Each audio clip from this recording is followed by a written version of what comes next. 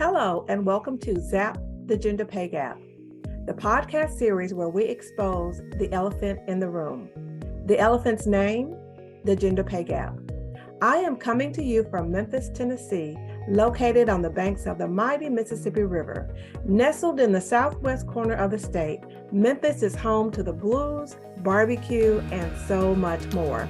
I am your host, Gwendolyn Tucker. Thank you so very much for joining me for this episode of Zap the Gender Pay Gap. I am your host, Gwendolyn Tucker. I created this podcast series to do one of three things. One, to expose the elephant in the room, to make it visible by uncovering it and revealing its true nature. Two, to disclose some pertinent facts about this elephant that may have been previously unknown to you. And then three, to determine how do we dispose of the effects of this elephant, to get rid of it and to do away with it. Now, in last week's episode, I disclosed 5 alarming facts about this elephant in the room. You remember the elephant's name, right? Yes, it is the gender pay gap, which represents the average difference between what a female earns compared to what males earn in the workplace. Now, in this episode, I will disclose the number one challenge that women face in the workplace. But before I do, let's review some of those alarming facts.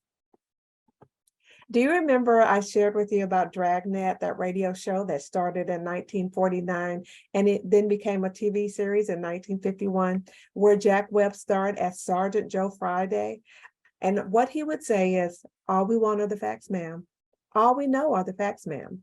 And then later in 1987, Dan Aykroyd and Tom Hanks made a movie by that same name and made this phrase famous. Just the facts, ma'am. Just the facts. And so the 5 alarming facts that I shared with you in the previous episode about the gender pay gap is 1, that the female to male earnings ratio is 82%, which means that the gap is what? The gap is 18%. So that was number 1. Number 2, the pay gap varies by age. As women mature and age in the workplace, the gap gets wider. Number 3, the pay gap is larger for women of color. Number 4, the gender pay gap varies by state, which means that the state in which you reside can greatly affect whether you have a gender pay gap and the size of that pay gap. And then number 5 of those 5 alarming facts was that the gender pay gap can vary widely by occupation. Now, as I was doing my research, I took a look at this pay gap by occupation. I started my career in paper manufacturing and cost accounting, which just so happened to be my favorite class in college. So naturally, when I conducted my research, I looked at some of the roles I had occupied during my time in corporate. First was a cost accountant. So I took a look at that, the pay gap for that. And then also I was an auditor, internal auditor for a paper manufacturing company. And so I took at and did research on what auditors made, what was the pay gap for auditors. And I also looked at financial managers because I was a manager in the internal audit department. And also when I moved out of a financial role, I was a financial account manager. So I looked at accountants, I looked at auditors and financial managers. And I could not believe what I saw. Now, keep in mind that this is across all industries, but can you imagine or can you guess what the female to male earnings ratio is for accountants and auditors? It was 78%, which meant that the gap was 22%. But guess what it is for financial managers? According to the research I did, it was 66.1%. Now, you do not have to be an accountant to know that these numbers are definitely not good. Now, have you seen the story about the herd of elephants that are roaming the countryside and towns in Southwest China? It was about 2 years ago. For about a year, they were on an epic trek across the Yunnan province in the wild and on city streets, searching for food, eating up everything in sight. And in many ways, that is what has happened with this gender pay gap. This elephant in the room manages to stick its trunk into a woman's paycheck and suck out about 18% of that woman's paycheck every single paycheck. Now, according to one professor who is an expert in human elephant conflict, an elephant is an eating machine, and that's what this gender pay gap is. It's an eating machine. And it says that a normal elephant will eat up to 17 or 18 hours per day. That's just what they do.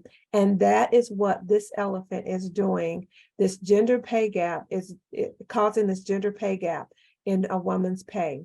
Now, I also did some research with the American Association of University Women. And this organization was founded in 1881, a long time ago. It's a nonprofit organization, and it advances equity for women and girls through advocacy, education, and research. So they recently released a report entitled "The Simple Truth About the Gender Pay Gap." And there is a persistent inequity. Now, I've been involved in diversity and inclusion efforts for all of my corporate career and also after I left corporate. And we've made some headway on diversity of getting women and people of color a seat at the table and getting visible in the organization, and on inclusion, having those women and people of color a voice at the table, so having a seat and a say at the table. But one of the areas, a main area in which we've lagged, is around equity, especially equity in pay. There's a persistent inequity in pay. Now, it's been over half century since pay discrimination laws have been implemented, and it has become illegal in the United States to discriminate for pay discrimination. But the gap between men and women continues to hurt our nation's workers and our national economy. Now, according to this report, women working full-time in the U.S. are still paid, as I mentioned, 82% to every dollar that are earned by men. And the consequences of this gap really affect women throughout the course of their lives, not only right now in terms of pay, but because pay is lower, less is being paid into Social Security, less is qualifying for pensions. And so guess what? This follows a woman even into retirement. And according to a recent report that I looked at, the overall retirement income for women that women have compared to men is 70%. That women's retirement income is 70% of what men have in terms of retirement. And so it's no secret, and data shows over and over again that there is a gender pay gap, and that historically and consistently, women in the workplace are underpaid. Now, although the female to male earnings ratio has narrowed over time, women still earn approximately 82% compared to what men earn. And there are many reasons are given as to why this is so and why women are paid less than men. And there are some common reasons that you may already be familiar with. One of the reasons is that women enter the workplace late. Another reason is that women sit out to focus on having a family and interrupt their careers. Another is that they have less experience compared to men. But over and over again, even when they have similar qualifications, women still earn less than their male counterparts who hold similar positions. So whatever the reasons given, the result is still the same. On average, women must work longer to earn the same pay as men. The National Committee on Pay Equity has designated Tuesday, March the 14th of 2023 as Equal Pay Day. Now, this date symbolizes how far into the year women must work to earn what men earned in the previous year. And so over and over again, the numbers show, the data shows that women are consistently underpaid. That's the number one challenge that women face in the workplace. Now, time and time again, we're finding that women in the workplace are consistently underpaid. And you know what? it's no different for women who lead. Women who lead share a similar reality. Although the gender pay gap is smaller for female managers, they are still paid on average 90 cents for every dollar that men earn. Now, that means that on average, female managers are paid 10% less than their male counterparts. Now, I'm not sure about you, but a 10% increase could do wonders for my budget. In addition to giving some financial breathing room in the near term, it would also increase the base upon which future increases will be calculated in the longer term. And not only that, it can affect how much goes into Social Security, as well as in how much can go into pensions that can affect the long-term financial security of the woman who is experiencing this gender pay gap. So whatever the reason, the result is still the same.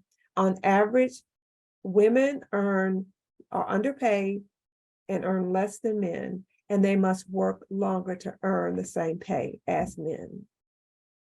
Now, as a woman in the workplace, have you done any research to find out if you are being underpaid? Do you know if you are being underpaid?